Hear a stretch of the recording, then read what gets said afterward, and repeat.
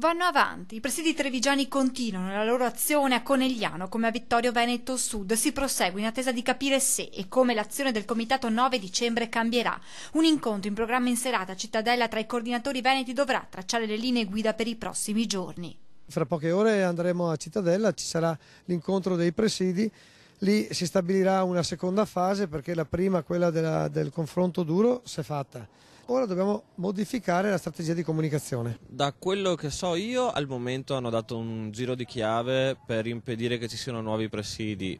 Oggi sentiremo cosa diranno, come ci riusciremo a coordinare tutti quanti assieme. Al momento dunque sembra esclusa la nascita di nuovi presidi, tra cui quelli di Olmi e Silea, negati, ci dicono dal coordinamento di Treviso, dalla questura.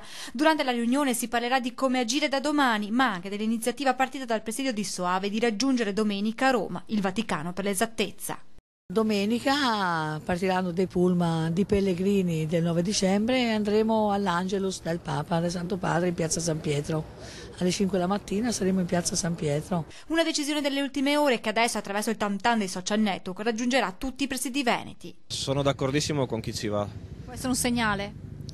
Penso di sì, e sono sicuro che comunque Papa Francesco ci darà anche una mano. Intanto da Conegliano a Vittorio Veneto tante le storie che passano dai presidi, da quella del pensionato alla testimonianza del camionista senza lavoro da alcuni mesi. Disperazione, non si può vivere, perché non c'è niente, cerchi qualsiasi lavoro, non c'è qualsiasi opportunità per i figli, soprattutto del futuro.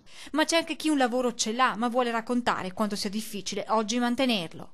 È difficile lavorare, è difficile incassare il denaro, il sistema non ci tutela. Io ho un lavoro, però come tutte le partite IVA siamo molto in difficoltà. E poi la storia del giovane 21enne scappato in Germania per poter lavorare con il sogno di tornare però presto in Italia. 2 anni fa se n'è andato dall'Italia perché non trova lavoro. Sono andato dall'Italia in lavoro in gelateria.